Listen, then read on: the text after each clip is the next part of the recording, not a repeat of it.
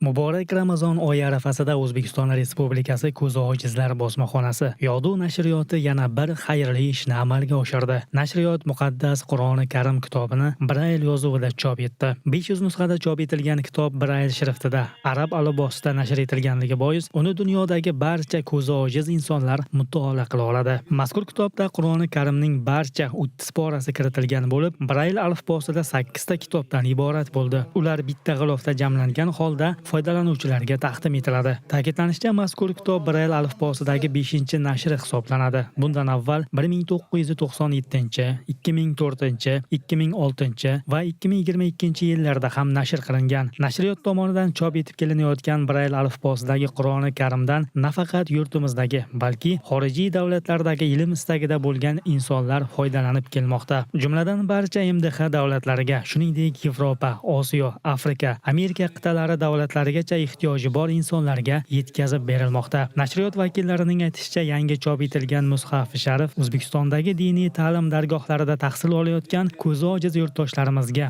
beg'araz, bepul tarzda tarqatiladi. Bir so'z bilan aytganda, amalga oshirilayotgan bu kabi xayrli ishlar mamlakatimizda imkoniyati cheklangan yurtdoshlarimizni qo'llab-quvvatlash, ko'zi ojiz hamyurtlarimizning ta'lim olish jarayoniga berilayotgan e'tiborning amaliy ifodasi demakdir.